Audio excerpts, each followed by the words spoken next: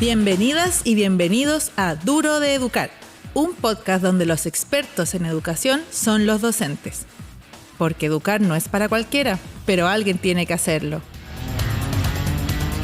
Síganos en Instagram en @durodeeducar_podcast.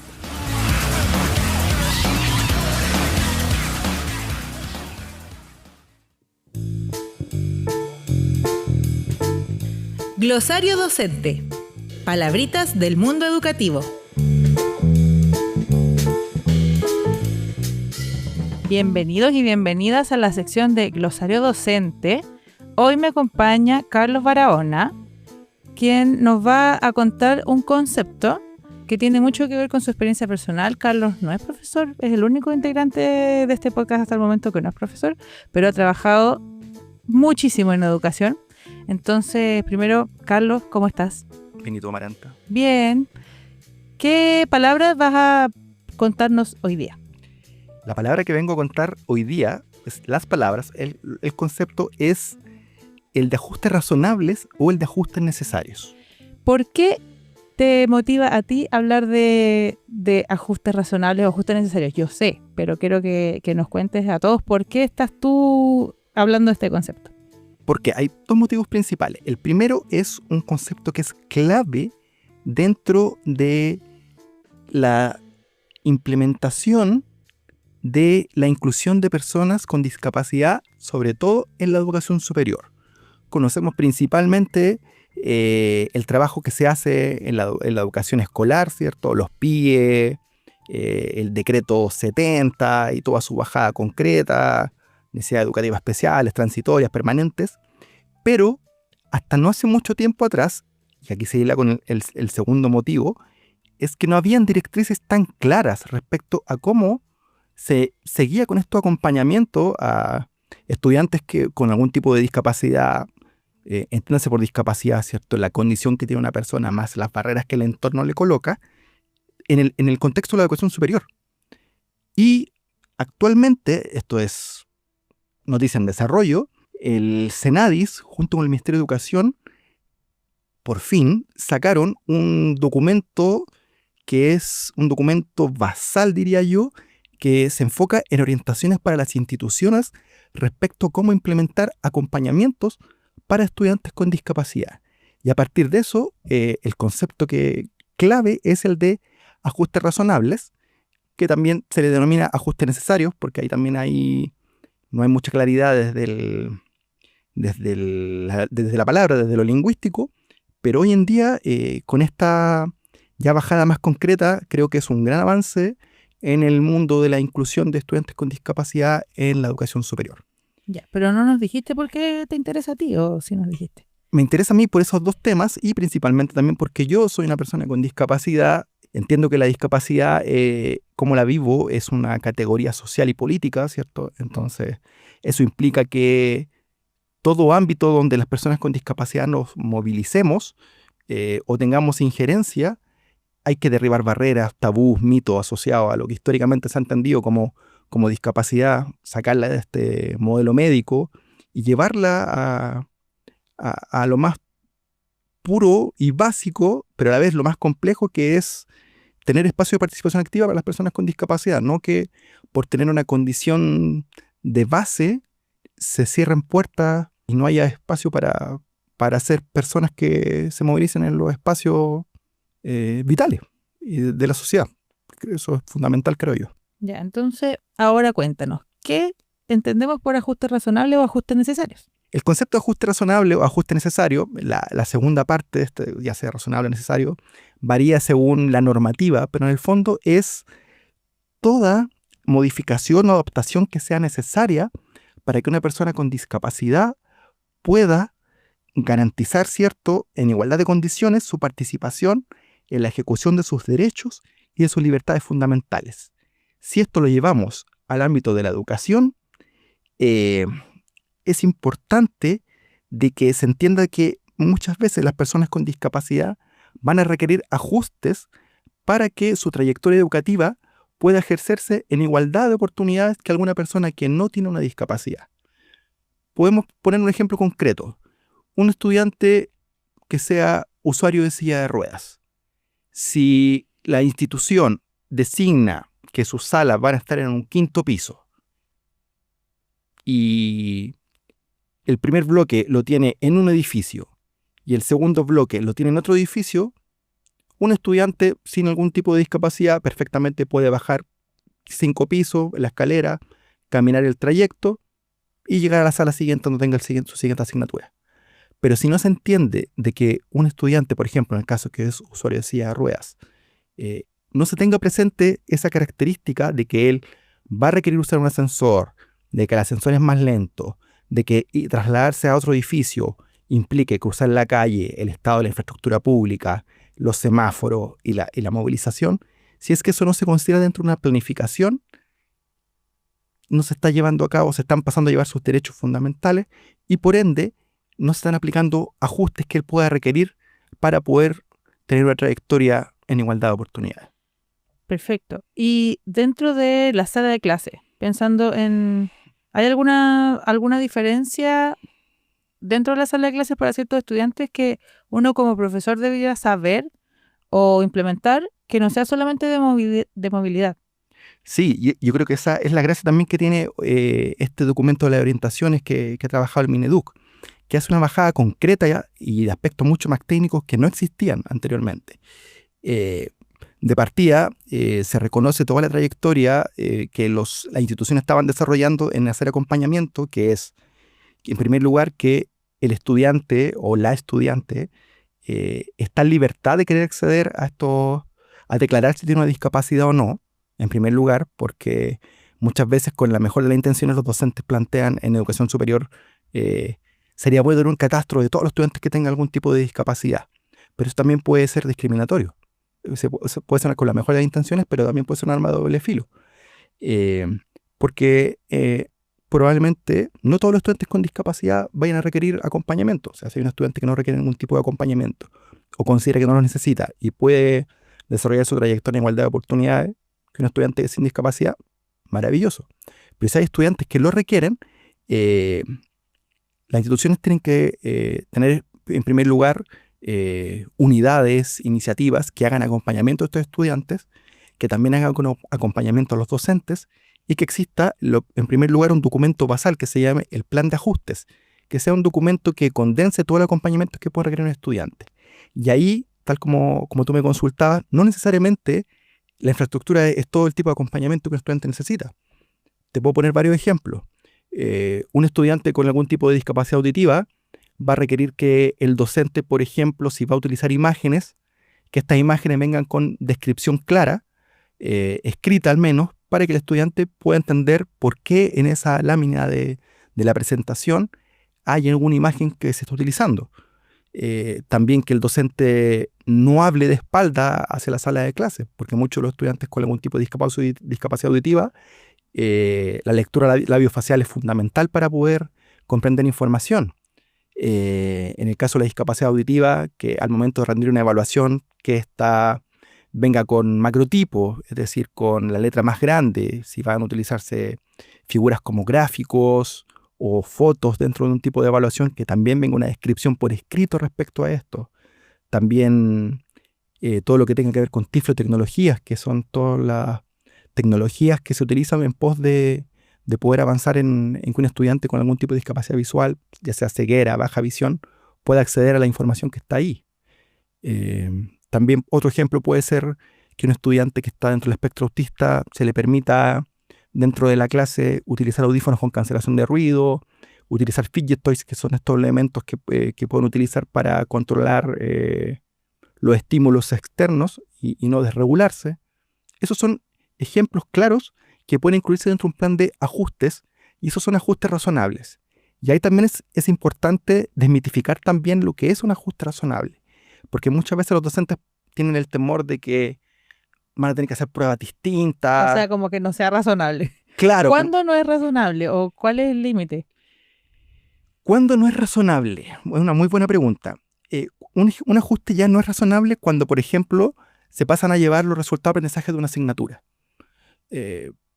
Me ha tocado trabajar en mi trayectoria, tal como tú comentabas, en instituciones de educación superior, realizando estos ajustes razonables. Y los docentes a veces con los estudiantes llegábamos a acuerdos respecto al ajuste que iban a requerir. Todos estos ajustes se implementaban de muy buena forma en la asignatura, y así todo el estudiante tenía malos resultados académicos. Y ahí la pregunta del docente, que viene como de cajón, es: ¿qué más puedo hacer para acompañar a este estudiante? Y ahí lo que nosotros muchas veces le comentábamos al profesor es: no hay que hacer nada más.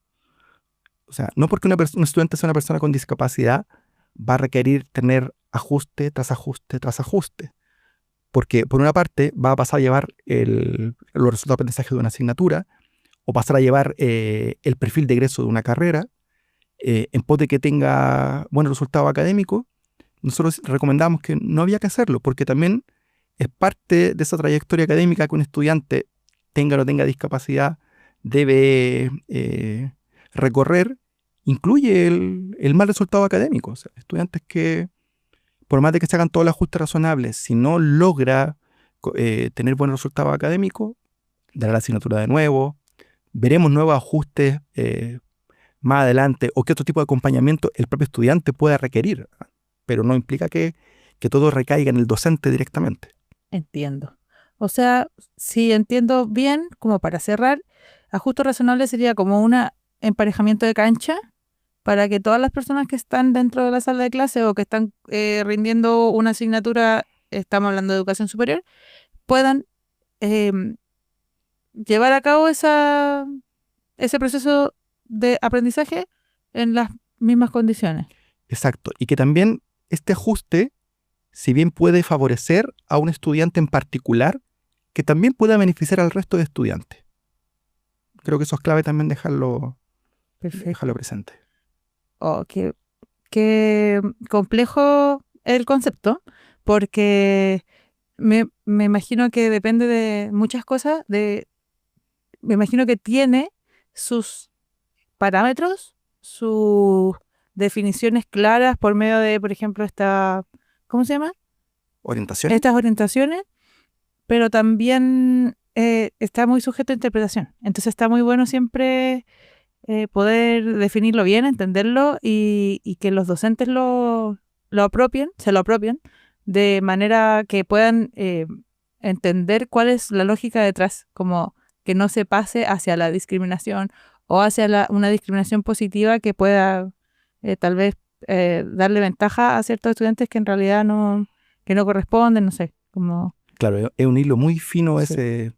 Pero creo que la gracia, y espero que así sea de verdad, que este documento de orientación sea una piedra basal para seguir avanzando en esta clarificación de todos estos puntos que tú me comentas. O sea, hasta no mucho tiempo atrás no existía nada al respecto y todo se quedaba en la interpretación que hacían las instituciones o el propio acompañamiento que entre instituciones realizaban respecto a cómo hacer estos acompañamientos, y muchas veces mirando también ejemplos del extranjero, España, Estados Unidos, Australia, que son zonas geográficas en las cuales estaban bastante avanzado el tema. Ok, ajustes razonables entonces.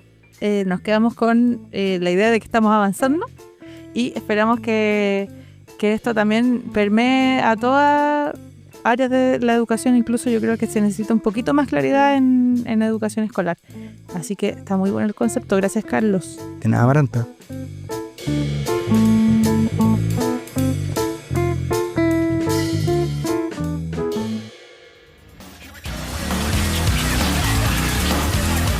Consejo de profesores. Abrimos nuestro consejo de profesores con Marco Garrido y su invitada, la profesora Mónica Pozo. Vamos a hablar de la experiencia de hacer clases a futuros docentes. Marco, ¿cómo estás? Bien, ¿y tú, Amaranta, cómo estás? Bien, súper contenta. Yo también. Moni, ¿cómo estás? Hola, yo estoy feliz, estoy relajada, súper. Vamos a partir de con la primera pregunta que yo te quiero hacer y que le vamos a hacer a todas las personas que pasen por aquí, que es: ¿por qué quisiste ser profesora? Gran pregunta. Desde que me puse a estudiar pedagogía en inglés, pues yo soy profesora de inglés, todo el mundo me lo pregunta. Yo creo que el día que nací, yo ya sabía que iba a ser profesora. ¿Tan así? Tan así. Mi mamá es profesora, Mi hermana, si bien no es de su carrera, ella no estudió pedagogía, pero hace clase. Y siempre jugué a ser profe, mis muñecas eran mis alumnas, entonces como que no vi otra alternativa, la verdad fue mi primera opción cuando di la prueba de aptitud. Qué antiguo.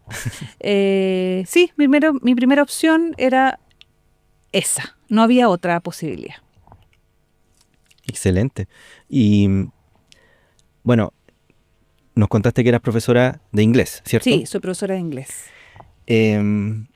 Por lo tanto, tú partiste como todos nosotros acá haciendo clases en educación primaria y secundaria, o solo secundaria. Yo tengo la experiencia de haber sido profesora de todos los niveles, Marco. Uf. Yo hice clase en preescolar, en básica, literalmente. media, a adultos y bueno, y ahora a futuros profesores. Ya. Entonces soy ultra transversal. Wow. O sea, te paseaste por todo el Me currículum. pasé por todos, sí. Bueno, Mónica, desde tu perspectiva, ¿cuál es la diferencia fundamental entre enseñar inglés a un estudiante de colegio y enseñar a un futuro profesor a cómo enseñar inglés? A ver, lo primero que se me viene a la cabeza es la motivación del estudiante en la sala de clase, porque, bueno, todos sabemos que, sobre todo adolescentes, enseñarle cualquier materia demanda un esfuerzo para motivarlos.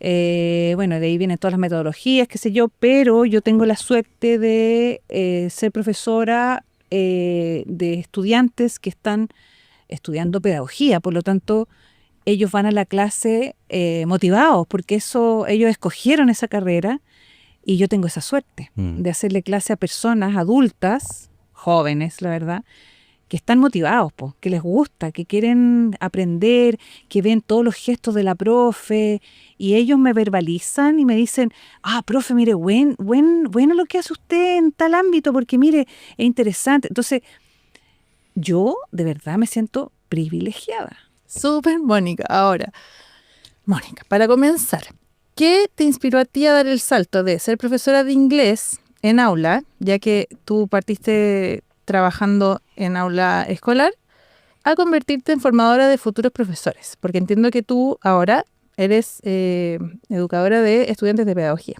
Sí. Es bien simple, la verdad, porque si bien mi título dice que yo soy profesora de estudiantes secundarios, o sea, ese es mi nivel en que que mi título dice, mi título, el cartón que le llamamos, yo quise volver a mi universidad. Yo quiero mucho mi universidad y aprovecho de decir que la Universidad Metropolitana de Ciencias de la Educación, conocida como Pedagógico, yo estudié ahí y ahora yo soy profesora de la universidad. Entonces de hecho, cuando yo postulé para ser profe ahí, y la primera semana que yo empecé a hacer clases ahí, me encontré con profesores que estaban bien añosos, que me habían hecho clases a mí. Entonces fue increíble, tengo muchas anécdotas con eso, me encontré con ellos, se acordaban de mí, por supuesto no de mi nombre, pero de algunas anécdotas que surgieron en esa época. Así es que sí, así fue, yo quise volver a mi universidad y la verdad es que fue como una cosa bien práctica, porque yo vi un aviso en el diario de esa época. Vi un aviso en el diario ¿o no? Pero es que fue hace harto rato ya eso. Entonces, sí, tengo como un recuerdo de que apareció en un diario y alguien me dijo, oye, mira, en el PEGA necesitan profes de inglés. Y ahí empecé la carrera de postular, que fue bien burocrática, pero quedé después de mucho correr, después de mucho presentar cosas, de entrevistas, qué sé yo. Y eso, pues yo busqué hacer clases en la universidad que me formó. Ya, por amor a la universidad. Exacto, sí. Súper. Mónica, ¿cómo fomentas la confianza y la participación en futuros profesores que quizás siendo más introvertidos temen enfrentarse a un grupo o cometer errores? Mira, y en la clase que yo doy, que es una clase de inglés transversal, yo no estoy haciendo clases para en la carrera de pedagogía en inglés. Estoy haciendo clases de inglés transversal que la toman distintos estudiantes de distintas pedagogías. Pero, o sea, con mayor razón, es una clase en donde el estudiante introvertido o tímido se siente más tímido aún, porque tiene que hablar en un idioma que no es su lengua materna. Y la verdad es que para mí me resulta bastante simple, porque sobre todo cuando toman inglés 1, que es el primer nivel que tenemos en el programa, el programa donde yo trabajo se llama programa segundo idioma, porque los estudiantes pueden escoger no solo inglés, pueden escoger mapudungún, lengua de señas, francés. Hay 7 segundos idiomas. Ya, yo soy de inglés junto a otros colegas, y la verdad es que partimos siempre diciendo que esta clase es para aprender, esta clase nos equivocamos, qué bueno que nos equivoquemos.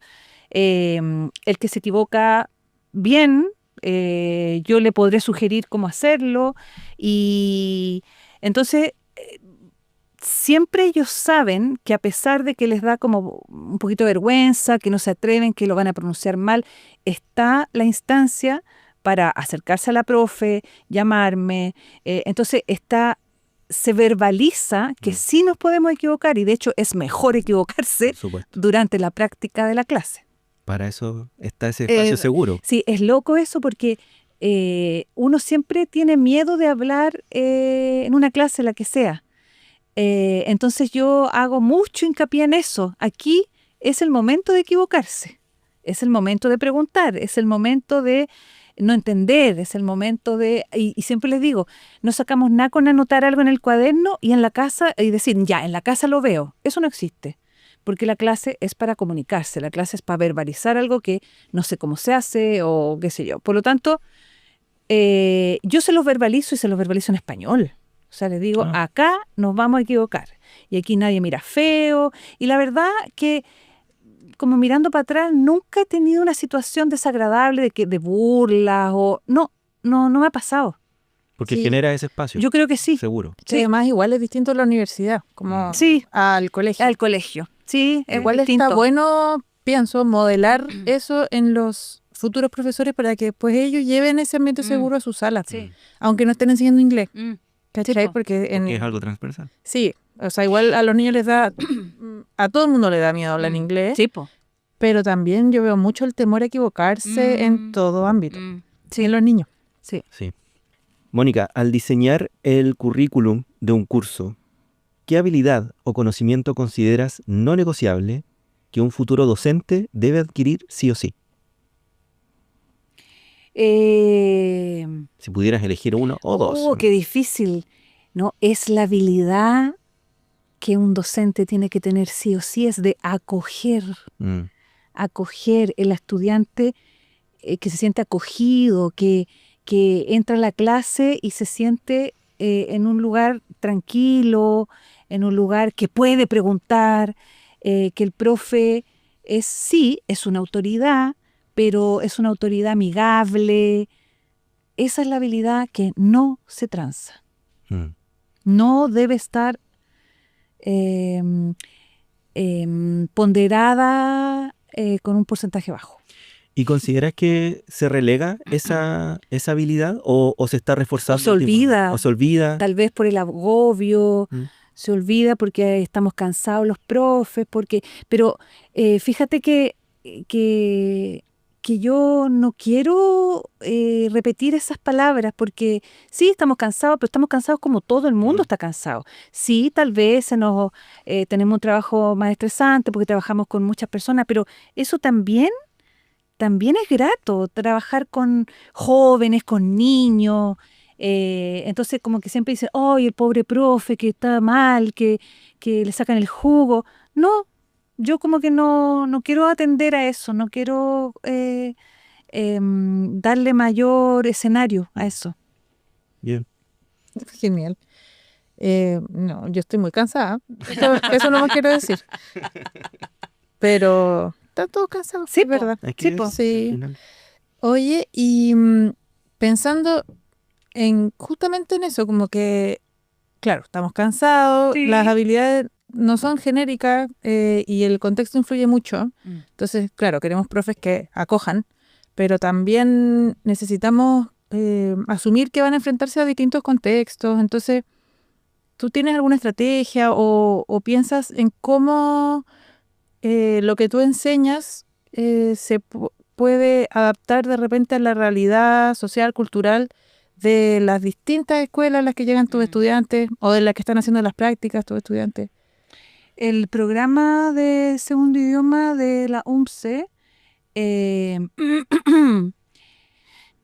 tiene como temática, o sea, tiene como núcleo de aprendizaje la transculturalidad, de saber que los estudiantes se van a enfrentar cuando sean profesionales a grupos de cursos que no van a ser todos iguales en términos de nacionalidad, de color de piel, entonces tratamos en mi asignatura, de tocar temas como esos, de ver realidades más que nada como culturales distintas. Este programa no es un programa funcional, de inglés funcional. No les enseñamos o no practicamos inglés como para pedir una hamburguesa en Europa. No, tiene un enfoque precisamente como para aceptar al otro. Ahora, claro, eso es súper ambicioso y uno dice, oh, qué lindo programa, pero los estudiantes lo reciben bastante bien y se meten en los temas y quieren hablar y claro, a veces el instrumento que es el inglés los coarta para dar su opinión y ahí es donde yo voy a asumir la responsabilidad de lo que estoy diciendo, les digo, ya, español, ya, lance su idea, ya, láncela. ¿Tú le hablas en inglés todo el rato? En un 80%. Claro, un 80%, precisamente por eso, porque hay mucho de dar opinión. Y a veces, claro, no puedes dar tu opinión porque el medio, o sea, el idioma te lo coarta y ahí yo digo, ya, dígamelo como pueda o dígalo en español. Sí, la cosa es comunicar. Exactamente, eso es. Qué buena, qué buena. Una filósofa. Oye, y muy cortito, hay que hacer mucha nivelación. ¿Cómo ves el inicio sí, de cada curso? los estudiantes en el primer semestre, segundo año, escogen este idioma. Cualquiera, como te digo, ellos pueden escoger cualquiera. Y tengo el orgullo de decir de que en la universidad donde llevo clases, el top one es lengua de señas. Ese es el idioma me habías dicho. más escogido de los estudiantes de la UMCE. Sí. Yo no debiera decir esto porque yo soy profe inglés, pero el inglés no es el primero y eso a mí me gusta. Me gusta. O sea, totalmente, porque claro, tú decís, no enseñamos inglés funcional. No. Enseñamos inglés para abrirnos a otras culturas. Exacto. Pero las culturas con las que se van a encontrar los futuros profesores no sé, no creo que enseñen creol en... Bueno, hay talleres. la UMCE. No está como parte del currículum, pero hay talleres. Claro. Sí. Pero cuando se habla, por ejemplo, de la necesidad de intérpretes en lengua de señas en los colegios, imagínate intérpretes que además son docentes, claro, y que además saben de su materia en lengua de señas. Entonces imagínense, el idioma más escogido es lengua de señas. Increíble. El segundo es inglés, tercero creo, puedo equivocarme, que es mapudungún. Grande la UMCE, Sí, de verdad. Sí, Amo la UMCE. Bueno, si bien no estudié ahí, yo hoy día rescato demasiado esa universidad. Hice un diplomado reciencito y qué buena que es.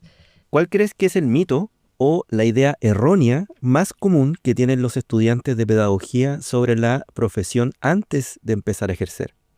Ojo, de empezar a ejercer, incluso estudiando la pedagogía. ¿Cuál crees tú que es la percepción? No sé si mito es la palabra, pero más que nada como la percepción, idea preconcebida que después choca con la realidad, por ejemplo. Mira, lo único que se me ocurre en este minuto es que cuando somos estudiantes de pedagogía, porque yo lo fui, por supuesto, siempre pensamos en cuando vamos a liderar un grupo de estudiantes, niños, jóvenes, pero no pensamos todo el mundo que hay con los apoderados. Sí. Como que... Todo un mundo aparte. Todo un mundo, un submundo. Sí.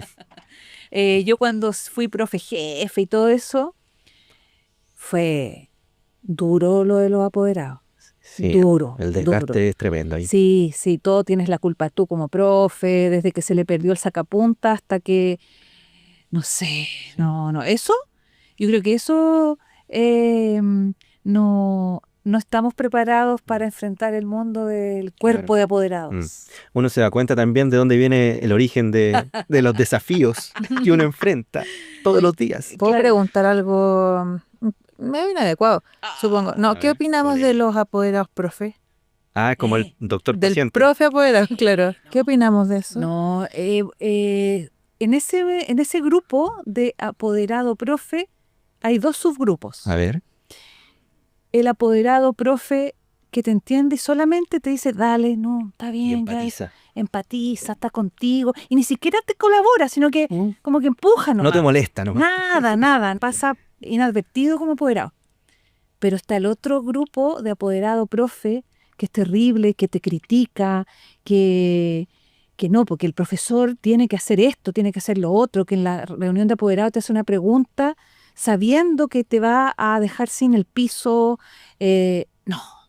No. Buena pregunta, Maranta. Sí. Sí, es que... Yo los divido en dos. Ya, súper. Sí, yo también pienso que claro, y si yo fuera apoderada, cuando lo sea, voy a ser del primer tipo, Sí, empática. Nada. Aquí estoy Bien. para usted, profe, lo que Sí, quiera. Lo que quiera, lo que usted diga. Acompañando ahí su estamos. dolor. Sí. Exacto. Empatizando. Sí, bueno, ojalá que fueran todos así. Moni, mirando hacia el futuro, ya que tú has pasado por una amplia gama de generaciones, Sí. hacia el futuro, póngale 10 años. ¿Cuál crees tú que va a ser la habilidad más importante que tiene que tener un profesor de los próximos 10 años? O una de las habilidades, pero A 10 años. ponle tú. Claro, como parámetro nomás. Sí, no, me gustó lo de los 10 años. 2030. Ya. Uy, 30, 2030. 2035, ya estamos 2035, súper cerca del chuta, ya. 2030. No, yo creo que la habilidad que va a tener que desarrollar es meterse en el libro de papel.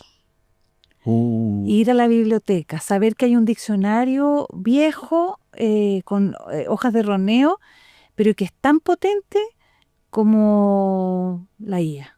Mm, Yo creo que esa va a ser una habilidad porque si bien puede verse como un retroceso, pero hay que complementar, no nos podemos dejar Sí. llevar solo por lo digital, solo por el avance tecnológico, no. Hay muchas cosas, hay tesoros escondidos en los libros. Oye, yo me fui para otro lado con tu respuesta porque Ah. lo primero que pensé fue como, claro, en 10 años más es muy probable que siga existiendo el libro de clases, escrito, físico, que haya que estar llenando todos los días, que yo creo que eso es más probable que a que no esté. Ya no existe igual. No, po. En algunas, pero yo al menos hasta cuando hice clase, Ah. y no fue hace tanto tiempo, yo llené libros Ah. hasta el último día. Yo también. Mm. Ahora, mira, por ejemplo, mira, no me había dado cuenta. Sí, yo creo que es un tema de estilo mío. Cuando se marca en la asignatura que yo imparto, tiene un 80% de asistencia, porque es como taller. Entonces, bueno, obviamente te tienes que exponer lo más posible al idioma, Ujú. ya idioma el que sea, tiene 80%. Entonces tenemos un sistema de QR para pasar la asistencia, que es muy entretenido, que le fascina a los estudiantes. Yo se los mando al final de la clase, siempre al final, nunca antes, y ellos van a mi computador y lo pasan, ¡tut! Y suena como cajero de Supermercado. ¡tut! ¡Tut! Les fascina. Pero paralelamente yo paso la hojita, se las paso para que firmen, porque el celular de ellos puede que se haya descargado, se lo robaron, se le quebró la pantalla y queda ausente, po. ¿Cachai? Si es solo digital, queda ausente en la clase. Claro, yo podría después en mi casa subir la asistencia, pero a veces hay cosas que a uno se le pasan como profe, Sí. porque tienen 1000 cosas. Entonces yo paso la clásica hojita para que firmen, con firma, nombre y fecha, y los ha salvado tanto a ellos como a mí en situaciones en que algunos estudiantes pelean el 80% porque si no reprueban, ¿cachai? Entonces, yo creo que es mi tendencia de ir paralelo, lo digital y lo no digital. ¿Cómo se dice cuando no es digital? Análogo. Análogo. Asistencia análoga y digital. Te encuentro demasiado visionaria. Te encuentro toda la razón, porque de verdad a mí me tomó 10 años adquirir habilidades prácticas de profe. Tipo, no se me puede olvidar pasar la lista, Claro. no puedo entregar las pruebas antes de pasarlas al libro, cosa que me pasó Claro. la primera vez que hice una prueba. Sí, po. La revolví, Sí. no las pasé al libro. Heavy. Y después se las tuve que pedir de vuelta a la alumna y toda la cosa. Entonces, a medida que vamos digitalizando todo, estamos delegando y confiando demasiado en habilidades que son obviamente burocráticas, son una Sí, lata y que se sí. facilitan mucho con la tecnología, Sí, mucho. pero que si la tecnología llega a fallar, Tipo. es grave. Es Sí, grave. claro. El libro Sí. de clases es un documento muy sensible, la Claro. asistencia es muy sensible, entonces, no, seca. Lo es. Totalmente visionaria. Te felicito. Muchas gracias. ¿Cuál es el error más común que observas en los profesores novatos y profesoras novatas? ¿Y qué consejo práctico les darías para superarlo? Uy, yo estoy contestando lo primero que se me viene a la cabeza. Esa Yo idea. tengo nada planeado, nada. Entonces, sí. ¿Mencionaste error, Marco? Error más común. Error. Puede ser que, claro, cuando uno egresa de la carrera, se recibe, qué sé yo, es súper joven y se puede tener la tendencia, o yo he observado la tendencia de ser amigo de los estudiantes. Ah, una típica. ¿Somos amigos? No somos Hay amigos. que marcar distancia. Claro, tú eres el profesor amable, eres el profesor cariñoso. Cariñoso quiero decir, buena onda, como Acogedor, empático. acogedor, empático, ya, pero no eres su amigo. Todos hemos escuchado, no sé, situaciones que son lamentables de ser muy amigo de los estudiantes. Yo puedo ser una profesora muy cariñosa, pero yo no soy su amiga. Claro, No soy su amiga, hay que delimitar bien los roles. claro. Si Sí, no, no es una situación exacto. horizontal No es horizontal. de interacción o de... No es horizontal. Desde el relación. cariño, pero yo soy... Suena feo decirlo, pero mi rol me hace una autoridad dentro de la sala, que no es una autoridad dictadora, Claro. no, pero es otro rol, como dices tú. Exacto. Yo no que soy si no, su amiga. no existe No, po. la instancia educativa. Sí. Exacto. Tiene que Sí. haber esa distancia. No es lo mismo tener un aula participativa, democrática, que tener un aula horizontal en términos de que el profe y el estudiante son la misma No. persona, ¿no? O Y- que son iguales. Y hoy en día no hay que compartir Instagram personales con los estudiantes. Ah. Por supuesto que no. Es que hay personas que sí lo hacen. Me imagino que sí. Y el teléfono No. y otras redes sociales también. Sí. Pasa mucho. Sí. Sí. Oye, y pensando ahora cuando tú ves a tus exalumnos ejerciendo como profe, ¿qué sientes? ¿Cómo mides tu éxito como formadora? Cuando ves qué cosa, qué resultado. A ver, sí, me topo con ex estudiantes y bueno, no es mi mérito, yo creo que es mérito de la universidad y ellos son felices. Es que me acuerdo de relatos que me dicen, profe, ¿sabe qué? Mi curso, son tan simpáticos los estudiantes, mi curso. Yo siempre le pregunto, ¿y eres profesora jefe? ¿Eres profesor jefe? Yo creo que tuve pesadillas, llegué a Claro. tener pesadillas con ser profe jefe, pero por los apoderados. No, y ellos están felices, y en el fondo es porque ellos escogieron su carrera, o sea, porque quien escoge ser profesor es que la persona quiere ser profesor, porque si no queda en el camino. Bueno, como Sí. todas las profesiones debe ser, ¿ah? Yo bueno. creo que no. ¿No? No sé. sé. Ya. Pero mira, justo te iba a hacer esa pregunta que me quedó en el tintero Tintero. hace un rato, porque, bueno, al menos cuando yo estaba en el colegio y estaba ya pensando en qué estudiar, estaba muy marcado este discurso de que la pedagogía, el que entraba por vocación y el que entraba porque, no sé, bueno, no le No alcanzó el no daba puntaje en lo puntaje. que quería en su primera opción. ¿Cómo ves esa relación o esa proporción, mejor dicho, en la universidad donde haces clases, por ejemplo? Me imagino que igual ahí no creo que sea tan representativo del universo, Claro, po. porque ahí sí yo creo que hay más vocación. Pero Sí. ¿cómo lo ves? Sí, a ver, estoy tratando de acordarme algunos casos. Sí, yo creo que el que entra porque no le alcanzó el puntaje, no, yo creo que es muy difícil que logre egresar. Y se nota o no.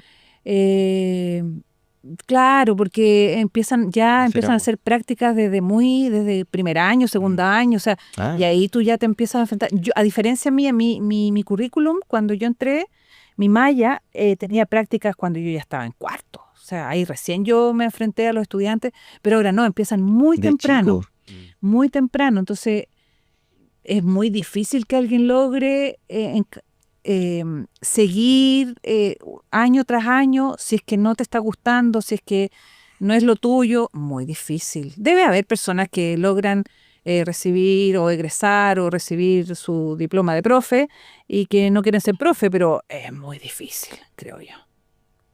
Sí. Estoy de acuerdo. Mm. Cerramos. Vamos con las preguntas de cierre. Se nos está acabando el cassette, así que Mónica, te vamos a hacer las preguntas de cierre Ya. que las hacemos a todos quienes pasan por aquí. Ya. Así que prepárate. Ok. Primera pregunta. ¿Qué profesor o profesora marcó tu vida? Di su nombre, su asignatura y por qué.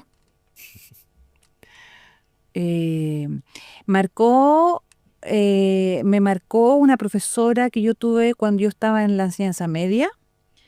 Me marcó ella, su nombre es Ana María Cantoya. Yo creo que ella jamás, o sea, es primera vez que yo lo menciono y que ella pudiera enterarse. Oh, primicia. Sí, porque Vamos a mandar el podcast. ella nos hacía educación cívica. Nada que ver con inglés, nada que ver con lo que a mí me gustaba en esa época. Pero yo iba a un colegio de mujeres y ella nos daba como unas frases así del bronce cada clase. Ella era muy estricta, no era cercana, pero ella tenía un discurso feminista para la época. Yo estudié en los 80 cuando en el colegio. Educación cívica en los 80 además. Y ella nos da unos mensajes súper potentes, muy Qué potentes. transgresora. No voy a decir 100% el mensaje porque puede ser complicado, pero ella nos apuntaba con el dedo y nos decía: yo no quiero ver a ninguna de ustedes trabajando en X lugar porque ustedes tienen que ser profesionales. Ninguna de ustedes la quiero ver trabajando en un lugar que no lo voy a decir. Claro, pero que no es profesional. No es profesional, claro, porque No. todas son capaces. Todas son capaces. Y yo, con mi inocencia, porque yo era bien inocente en la secundaria, yo anotaba esa frase. Las anotaba en mi Ah, era la que anotaba todo. anotaba las frases y yo la encontraba así ya lo máximo. Lo máximo, pero con el rollo de mujer.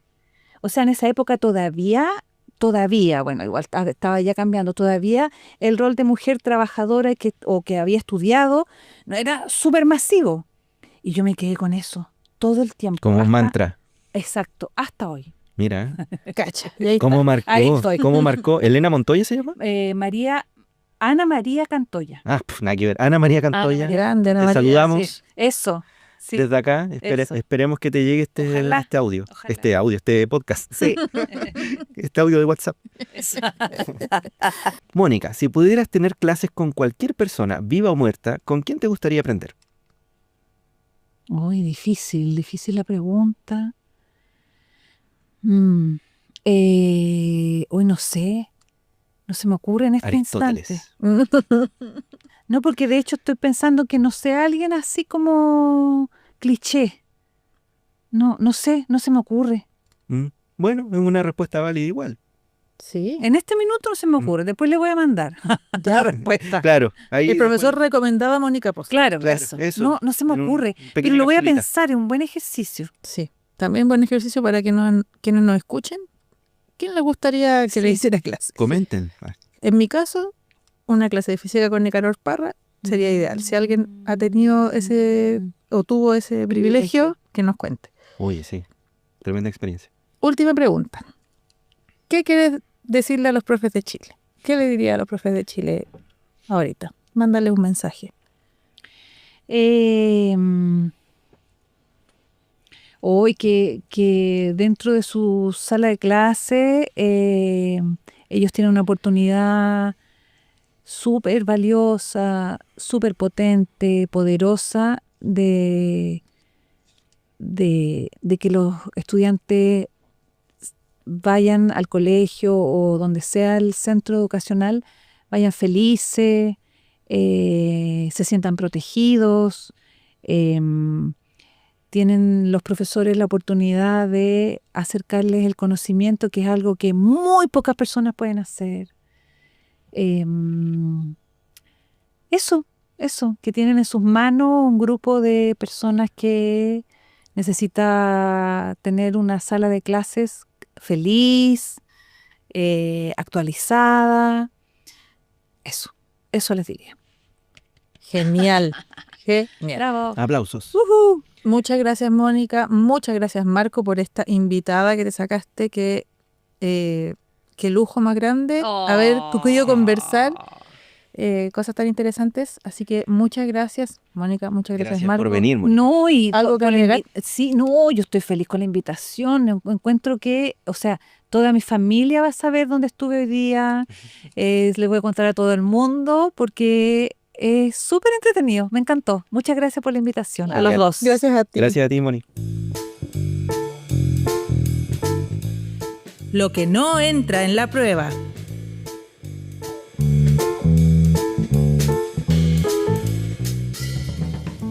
Bienvenidas, bienvenidos a una nueva sección en la que nos acompaña la profesora Pía Robles, profesora de lenguaje, gran personaje. Esta sección la vamos a llamar, con permiso de Pía, Funa a un profe cinematográfico.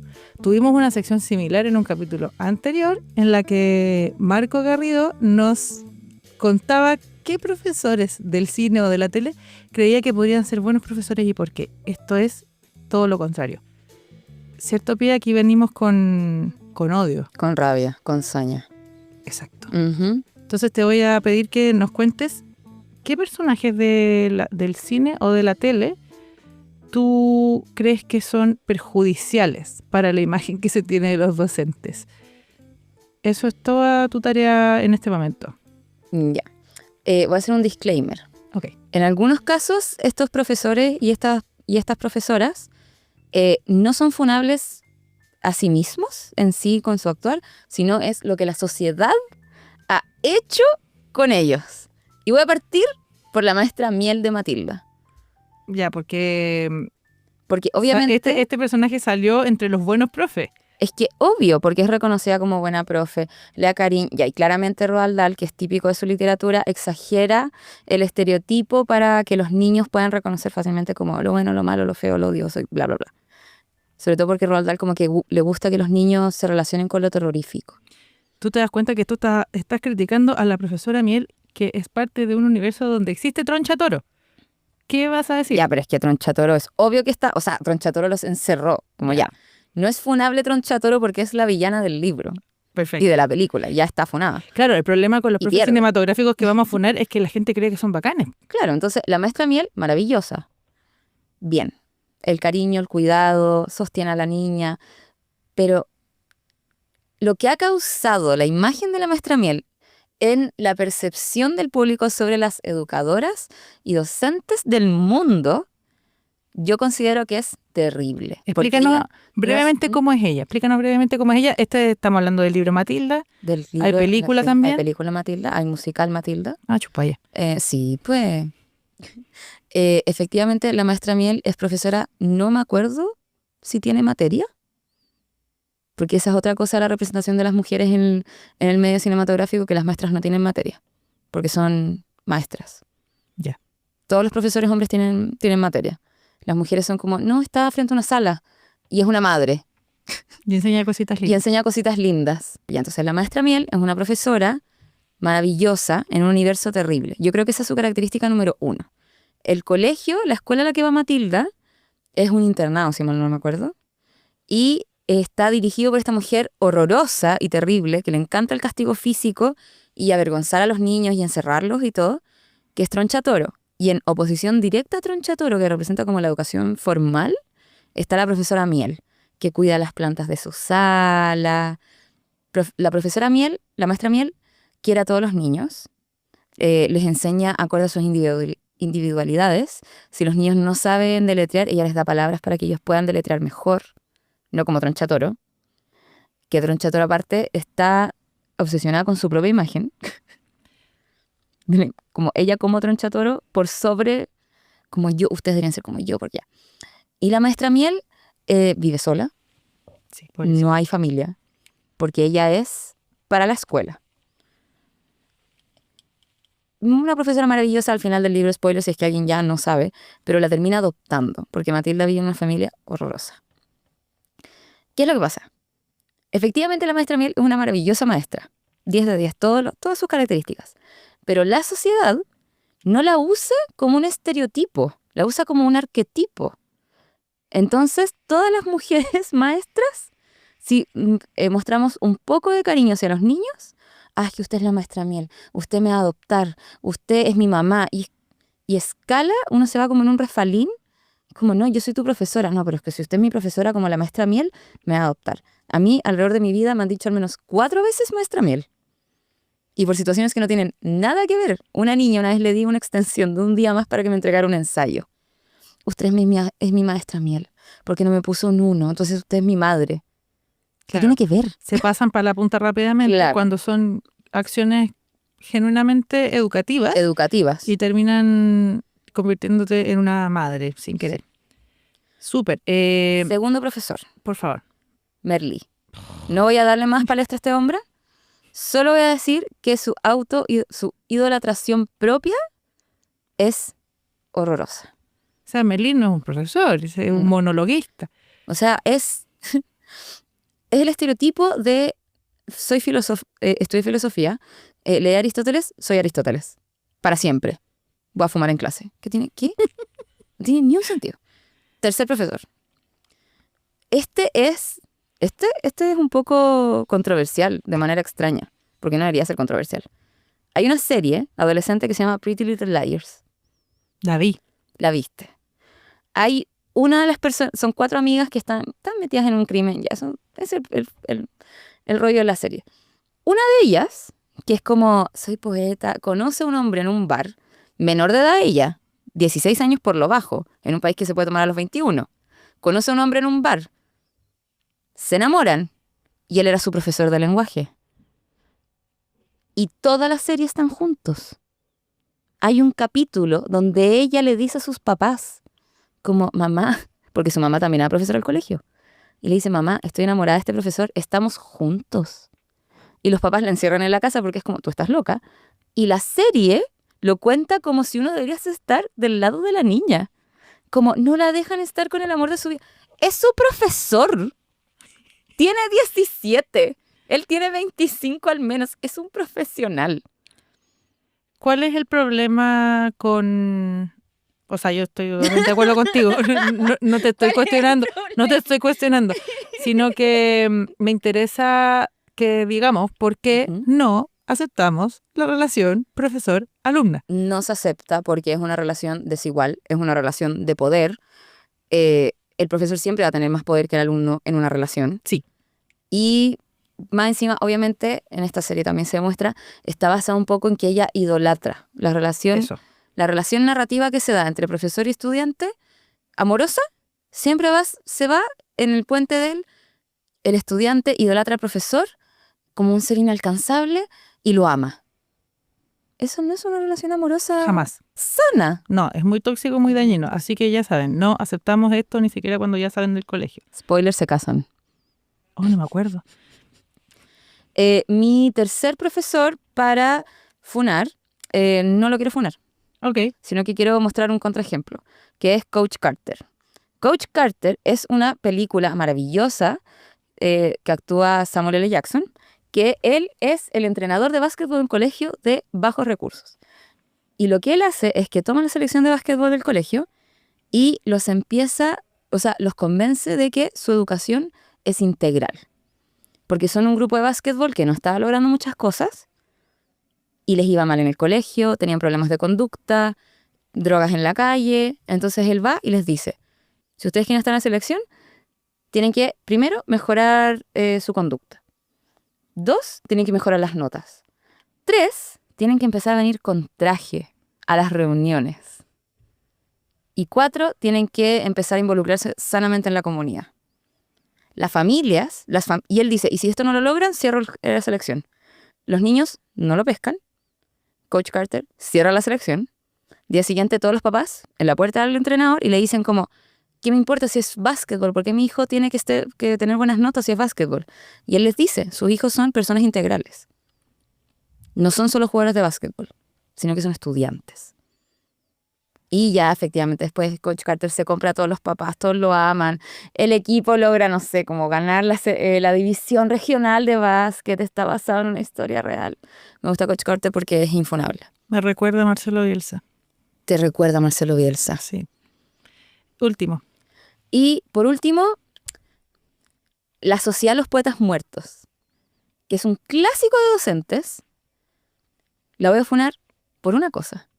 No tiene que ver con el Robin Williams, con el personaje, porque un personaje maravilloso. El profesor logra motivar a los niños, toda la magia, se sube arriba a las mesas, le enseña poesía, los saca al patio. Magia. Te encanta, te veo haciendo eso. Me encanta, lo he hecho. Pia Robles lo hace, aviso. Se sube arriba de la Me subo arriba de la mesa.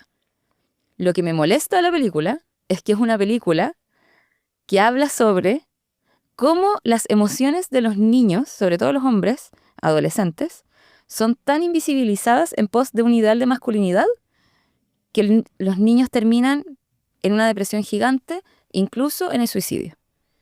El niño, spoiler, no sé si lo digo o no, pero ya esta película salió. Ya, ok. Todos sabemos que se suicida. Spoiler, el niño se suicida. ¿Es lo que la gente se acuerda de la película?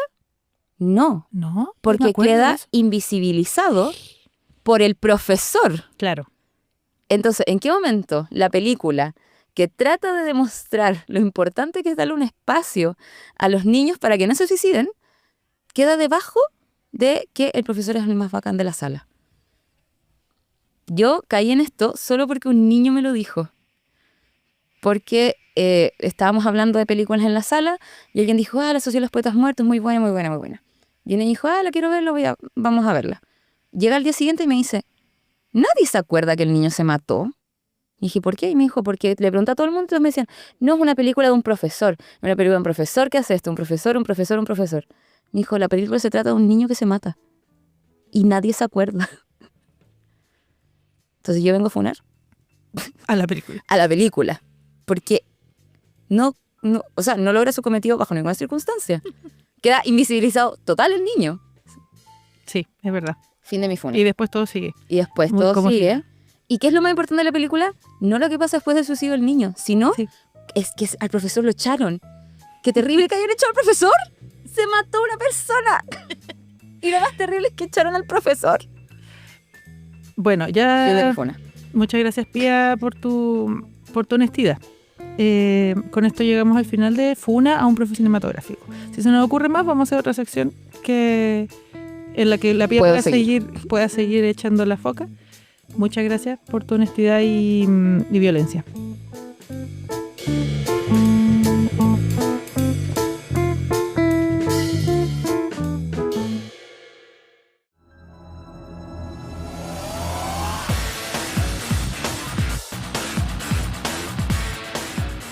Eso ha sido todo por hoy.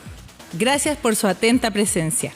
Les esperamos pronto para un nuevo capítulo de Duro de Educar, porque educar no es para cualquiera, pero alguien tiene que hacerlo.